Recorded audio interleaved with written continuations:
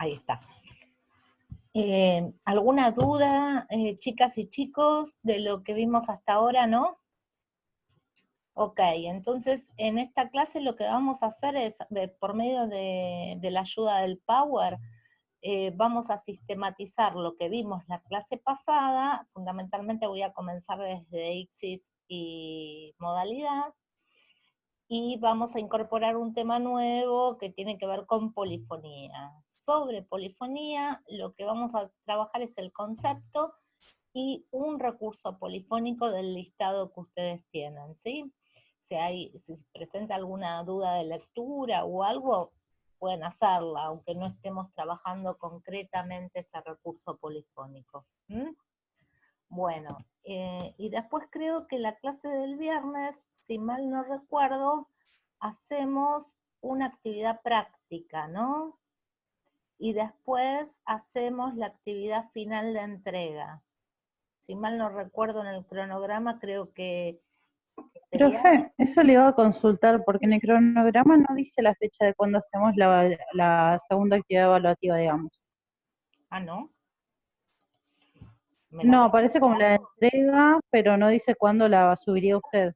Me esperan un segundo, que ese es un tema, voy a la otra compu a ver, ese es un tema muy importante, porque no tengo acá el cronograma. Unidad 1, cronograma, módulo 4.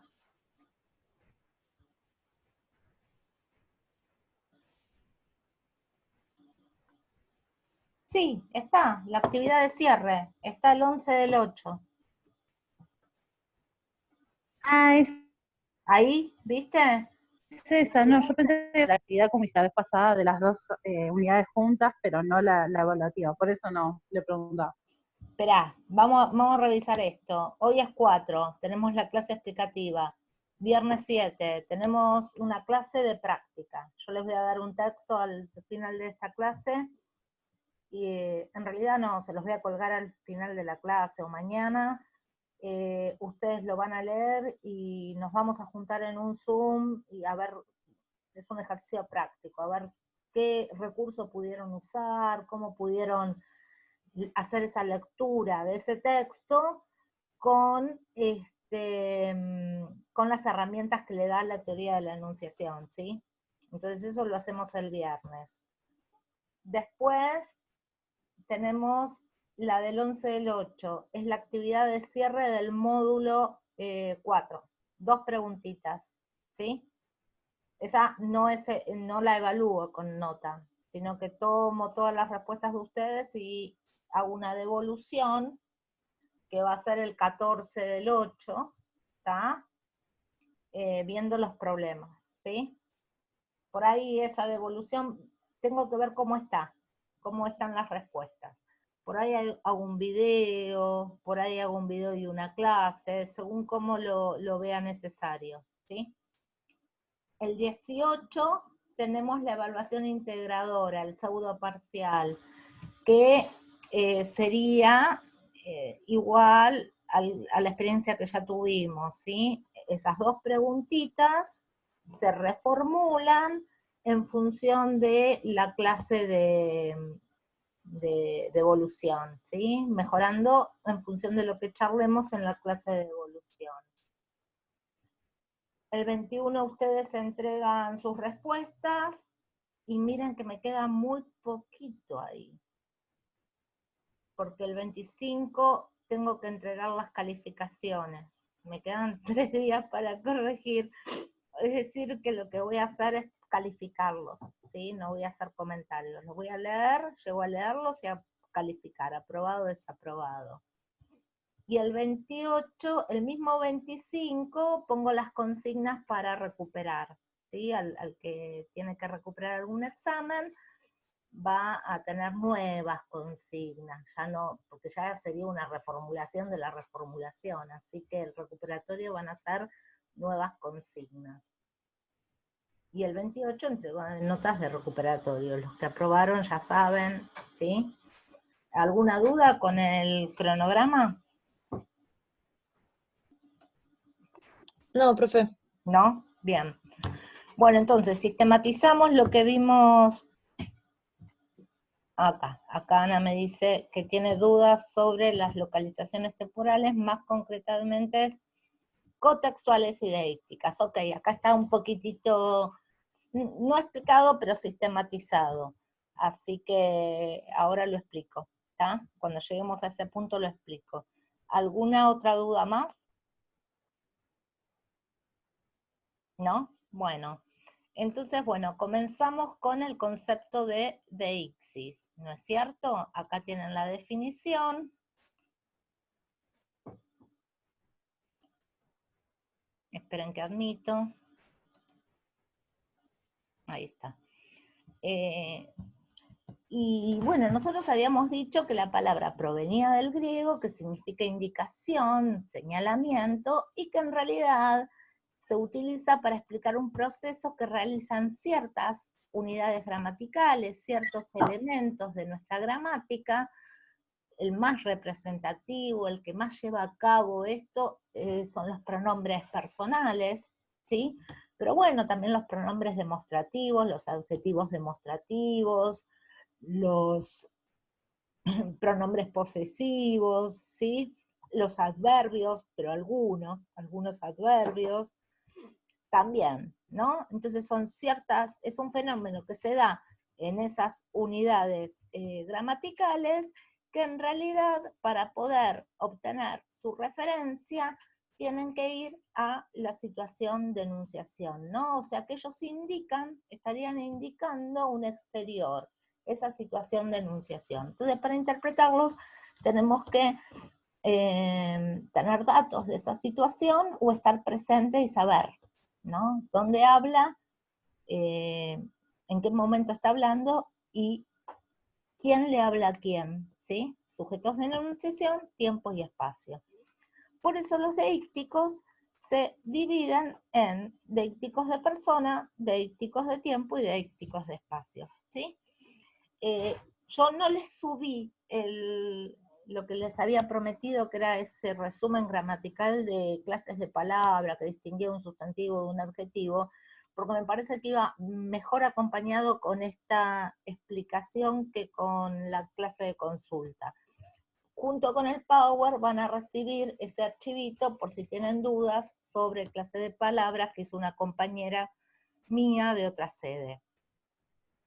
Entonces estábamos, ¿por qué es importante saber clases de palabra? Porque ustedes van a ver que todas estas categorías se sostienen sobre ese concepto gramatical, ¿no? Sobre lo que es un sustantivo, sobre lo que es un adjetivo, y bueno, el que no tiene, eso se da por obvio que se sabe. El que no lo sabe, vaya ese resumen para tener ideas, o si duda frente a una palabra, vaya ese resumen. Entonces les decía, deícticos de persona, primer tipo de la clasificación, ¿no? Está compuesto por dos clases de palabras, por pronombres y también por apelativos. Los apelativos pueden ser sustantivos, adjetivos, sí, fundamentalmente sustantivos y adjetivos. Pronombres personales y posesivos, ¿sí? Que remitan siempre a dos figuras, la del enunciador y la del enunciatario. El enunciador se puede construir discursivamente desde la primera persona del singular o desde la primera persona del plural. Y el enunciatario respondería a la segunda del singular o del plural, ¿no es cierto? Como nuestro idioma tiene la marca pronominal, la indicación de persona en el verbo, es posible que ese pronombre no aparezca en el enunciado, pero que esté indicado igual, ¿sí? Por la terminación verbal. Así que ojo, cuando van a buscar deícticos de persona, también incorporen, miren los verbos, simplemente para indicar en qué persona está conjugado. Bien, o sea que aunque no esté el pronombre, esa información está. Nosotros, en función de este tipo de palabras, esta clase de palabras que son los pronombres, marcamos un problema, el problema del nosotros, ¿no? De la primera persona plural, o sea que, ¿por qué es un problema? Porque no podemos decir que, bueno, que un nosotros significa como un yo, ¿no? Que siempre remite a lo mismo, al locutor, al que está hablando.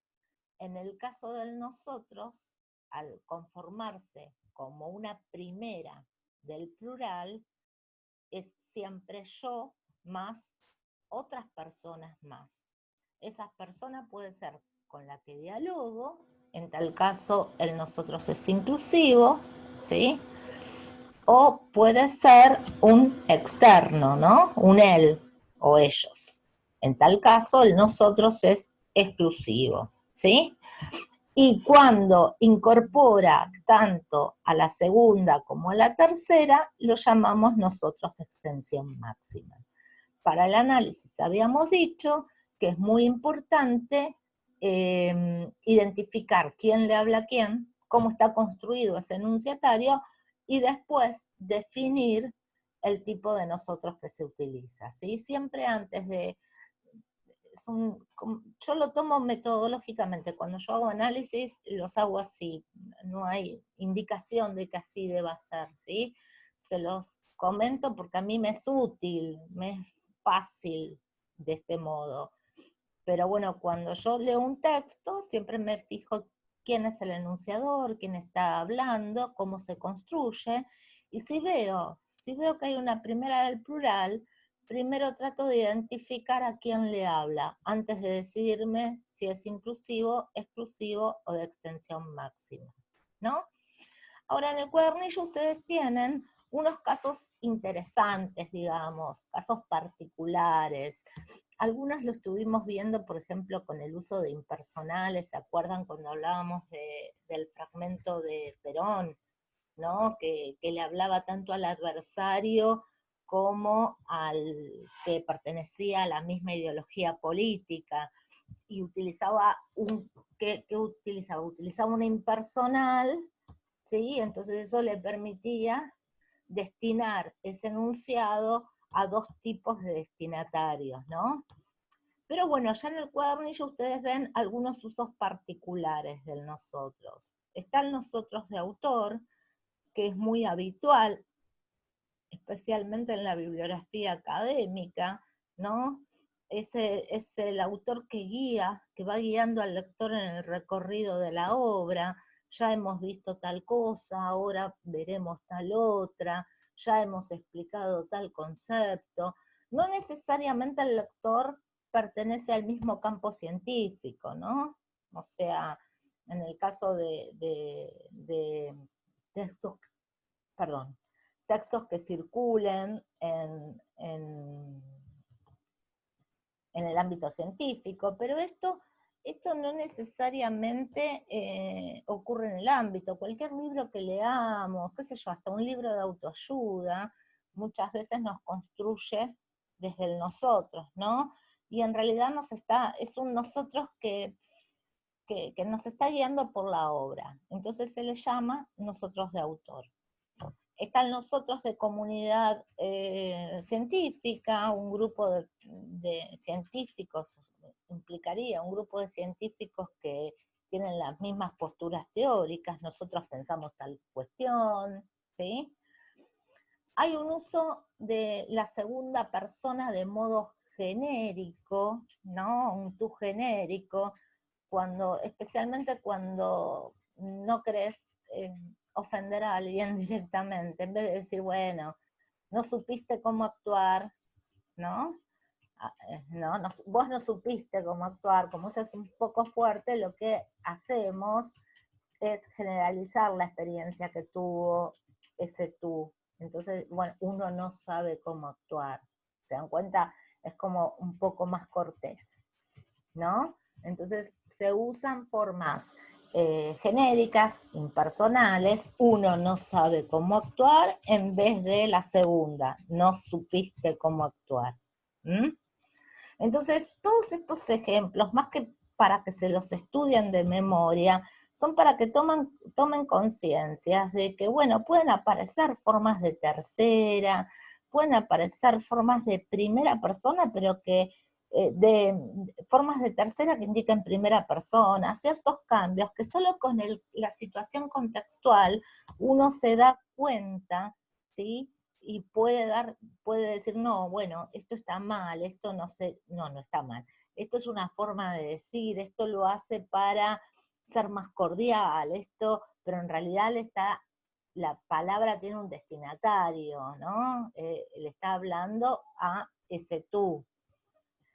Un yo que remite a un tú, típico de las madres, padres, hablándoles a sus hijos, ¿sí?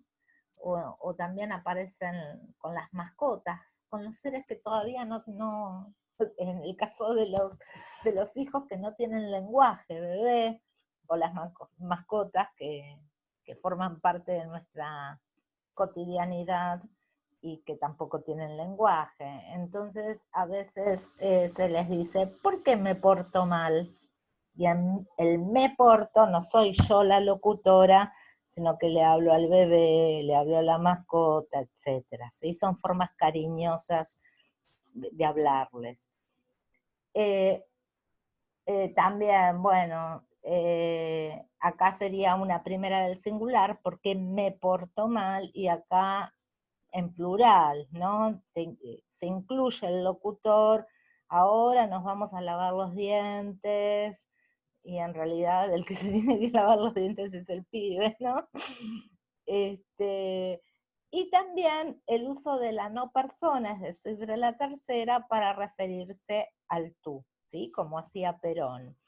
Y que son fórmulas de mucho respeto en algunos casos, y bueno, y hay más usos. Maradona, por ejemplo, hablaba de sí en tercera, dice Maradona tal cosa, en vez de decir yo, que en general tiene que ver con cierta centralidad. Esto venía de que a los reyes no te le dirigías, ¿no? Hablabas con él, pero en tercera, ¿sí?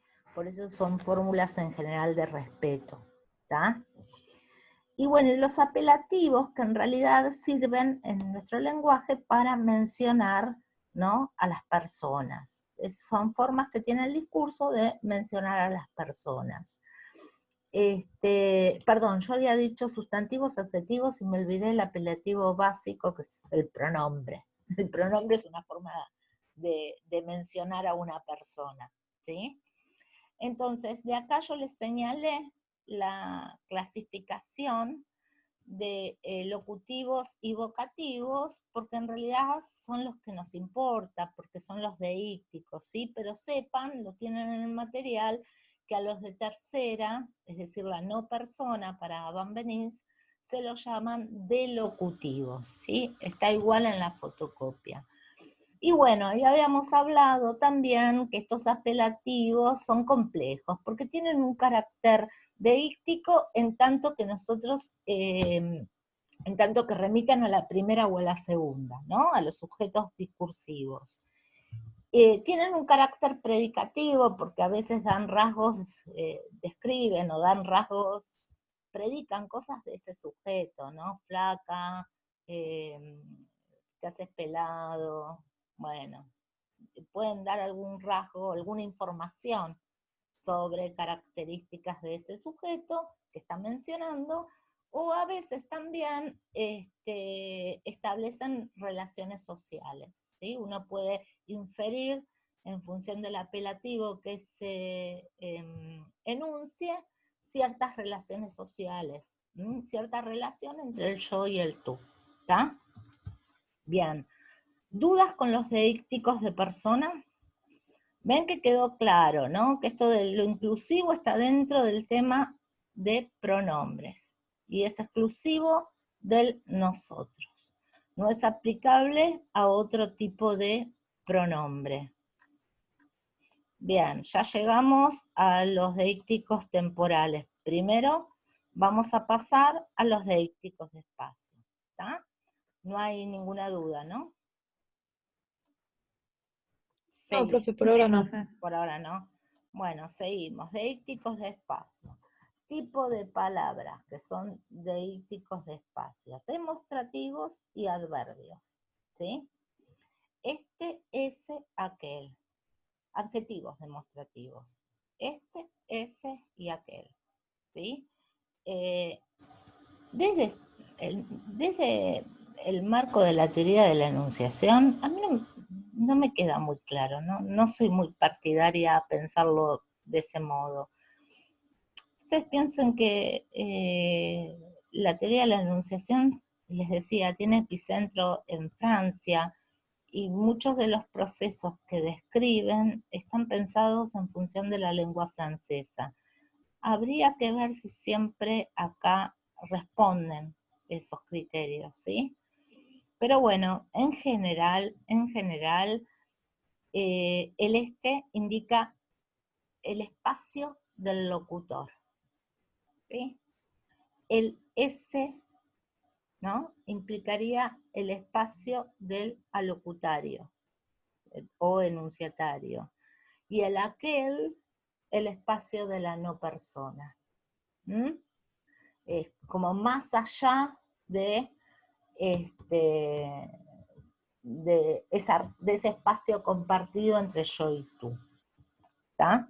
Yo no estoy muy segura de eso, pero bueno, lo tienen en el cuadernillo, entonces yo prefiero pensarlo siempre en función, más al estilo de Van Benís, siempre en función del centro yo, más o menos distancia del yo.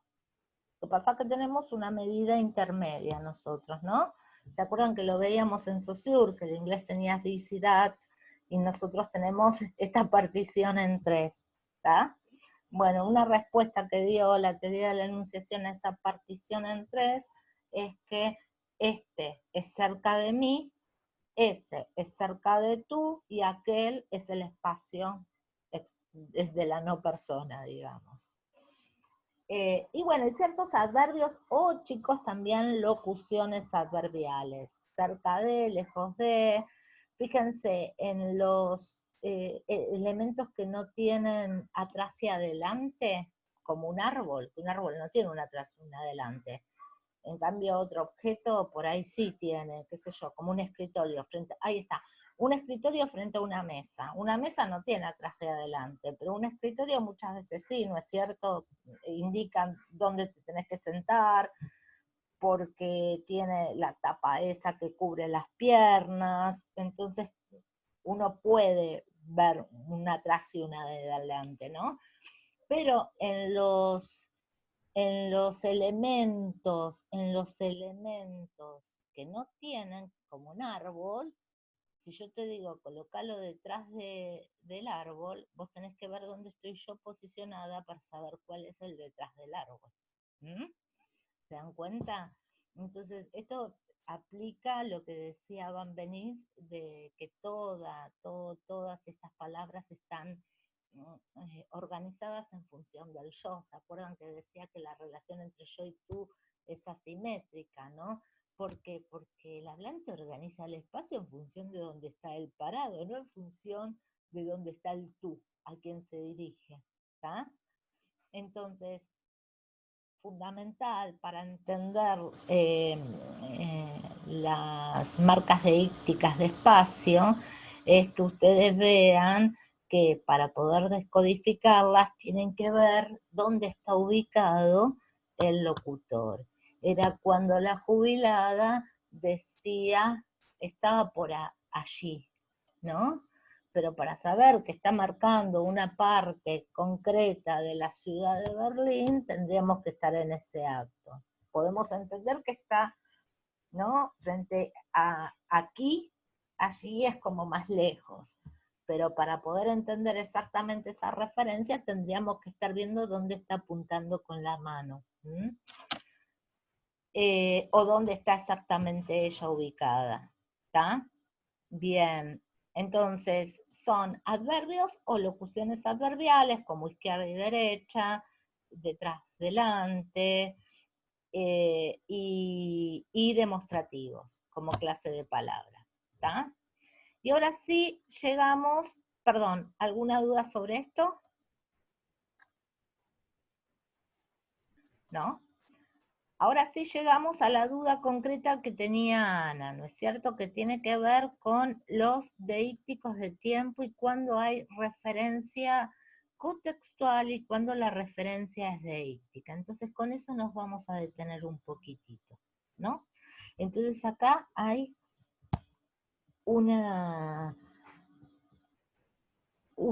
idea de tiempo, digamos, una de las posibles ideas de tiempo, que significa, ¿no? Que tiene que ver con poder localizar los acontecimientos en función de cierto momento. Entonces ese cierto momento va a dividir el tiempo en un antes y en un después. ¿Está? Entonces muchas veces eso ocurre, ¿no? Estamos contando, entonces marcamos un suceso, ¿no? Y ese suceso, a partir de ese suceso podemos hacer retrospecciones o prospecciones, tirar hacia adelante, ¿no es cierto? La clave de esto es ver cuál es el elemento que está funcionando como ese momento, ¿sí? Para saber si es deíctico o no es deíctico, ¿está?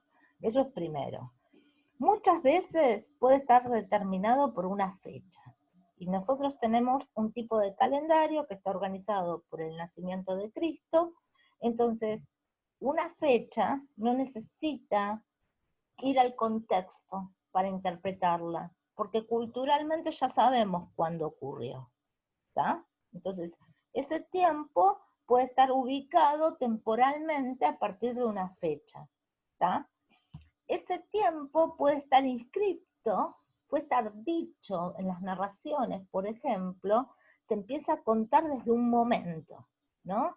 Y por ahí el personaje hace una rememoración, o por ahí el mismo relato, una cosa es la historia, que es la cronología, y otra cosa es el relato, ¿no es cierto? El relato, mejor, para un caso más simple, las series. Las series comienzan a contar, la serie es una narración, ¿no es cierto?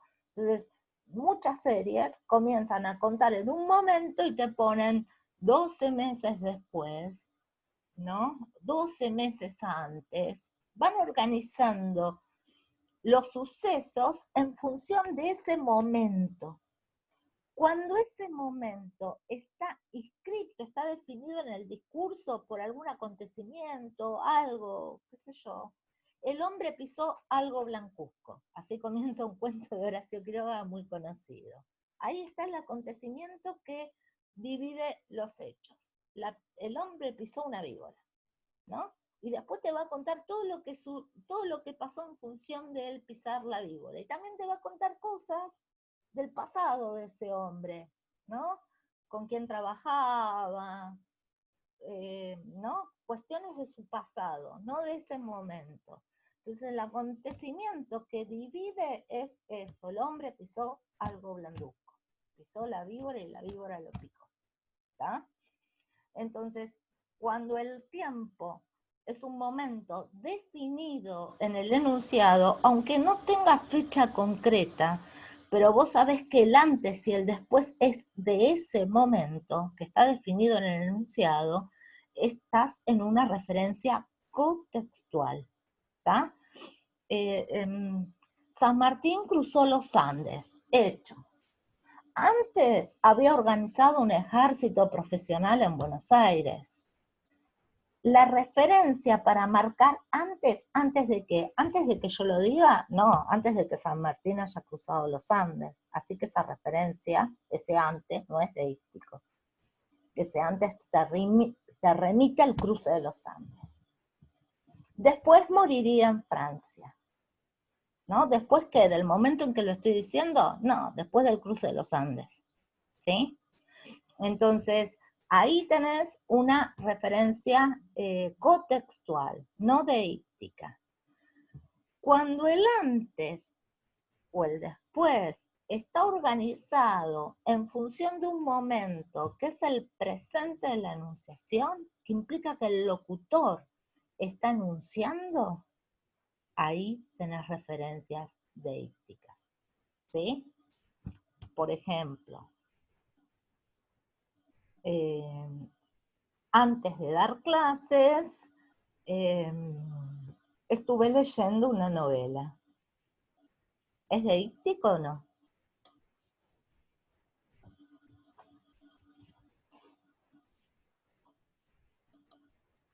Fíjense Sí, la lo es. diferencia.